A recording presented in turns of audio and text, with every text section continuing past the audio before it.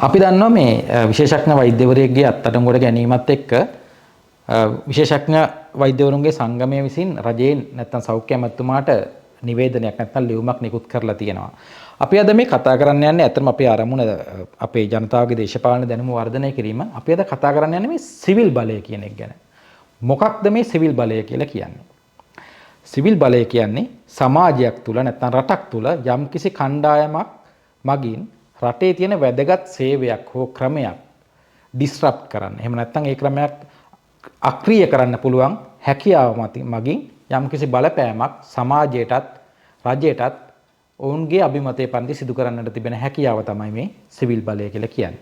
ඇත්තටම ඕනම රටක ඕනම සමාජයක මේ සිවිල් බලය හිමි කණ්ඩායම් කීපයක් තියෙනවා. හැබැයි අපි මේවැනි කණ්ඩායම් වලට සිවිල් බලයක් ලබා දීලා තියෙන්නේ ඔවුන් එම බලය අවභාවිතා නොකරાવી. එහෙමත් නැත්නම් ඔවුන් යම්කිසි බුද්ධිමත් ආකාරයකට යම්කිසි සංයමයකින් යුතුව ඒ බලය භාවිතා කරાવી කියන විශ්වාසය උඩ. ඇත්තටම විශේෂඥ වෛද්‍යවරුන් සෞඛ්‍ය අමාත්‍යතුමාගෙන් ඉල්ලන ප්‍රධාන කාරණා දෙකක් තියෙනවා මේකෙදී. එකක් තමයි ඔවුන් අහනවා උන්ට ලිඛිත පිළිතුරක් අවශ්‍යයි කියලා. රෝහලේ නැති බෙහෙත් පිටින් ඕඩර් කරන්න පුළුවන්ද? ඒ වගේම ඒ බෙහෙත් ලබාගත යුතු ස්ථාන පිළිබඳව රෝගියාට සහ රෝගියාගේ ඥාතීන්ට දැනුවත් කරන්න පුළුවන්ද කියලා. මේකට ඇත්තටම මේ දේ සිද්ධ වෙන්නේ අර යම්කිසි මූල්‍යමය අපරාධයක් සම්බන්ධයෙන් විශේෂඥ වෛද්‍යවරයෙක් අත්අඩංගුවට ගැනීමෙන් පස්සේ.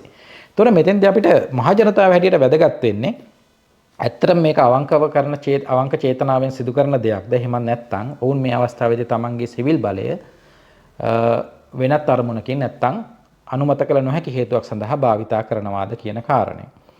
මෙතෙන්දී අපිට මේකේ දකින්න ඕන කාරණේ තමයි මේ විශේෂඥ වෛද්‍යවරුන් අනිකුත් තමුන්ගේ සියලුම ක්‍රියාකාරකම් මේ සෞඛ්‍ය අමාත්‍යාංශයේ නිකුත් කරලා තියෙන නීති සහ ඒ සර්කියුලාස් වලට අනුවද සිද්ධ කරන්නේ.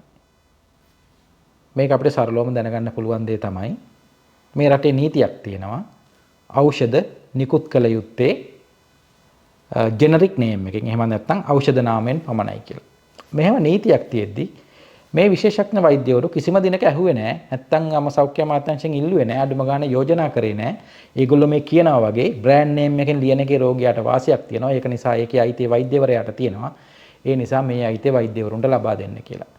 ඒ අයිතිය එතෙන්දී අහන්නේ නැතුව එහෙමත් නැත්නම් වෛද්‍යවරුන්ගේ ප්‍රයිවට් ප්‍රැක්ටිස් එකට අදාළව වෛද්‍යවරුන් ලබාගත යුතු ගාස්තු වලට අදාළව ප්‍රයිවට් ප්‍රැක්ටිස් සිදු කළ යුතු ප්‍රදේශ පිළිබඳව සෞඛ්‍ය අමාත්‍යාංශයේ තියෙන සර්කියුලාස් ඒ වගේම ප්‍රයිවට් ප්‍රැක්ටිස් කරද්දී රජයේ තමන්ගේ තත්ත්වය සහ වැඩ කරන ස්ථානය ප්‍රදර්ශනය කිරීම සහ ප්‍රසිද්ධිය ප්‍රකාශ කිරීම පිළිබඳ තියෙන සර්කියුලාස් උල්ලංඝනය කරද්දී මේ කියන බය උන්ට ආවේ නැත්තේ ඇයි? එවැනි අවස්ථාවලදී මේ සර්කියුලර්ස් නිවැරදි කරලා දෙන්න කියලා උන් ඉල්ලුවේ නැත්තේ ඇයි? මෙන්න මේ කාරණා කිහිපය මත තමයි මහ ජනතාව හැටියට අපිට මේක දකින්න සිද්ධ වෙන්නේ. ඉතින් අපි දන්නේ අපි විශේෂඥ වෛද්‍යවරුන්ගේ සංගමෙන් අපි හිතනවා අපිට මීට වඩා පැහැදිලි කිරීමක් රටට ලබා දෙයි කියලා. ඇයි ඔවුන් මේ අත්අඩංගුවට ගැනීමට පස්සේ විතරක් මෙහෙම නිල නිවේදනයක් නිකුත් කරන්නේ? මොකද මේ වෛද්‍යවරු අතින් නැමනතම වෛද්‍යවරුන්ගේ පැවැත්ම එහෙම නැත්නම් වෛද්‍යවරුන්ගේ ක්‍රියාකාරීත්වය ප්‍රශ්නගත වෙන එකම සර්කියුලර් එක මේක නොවේයි.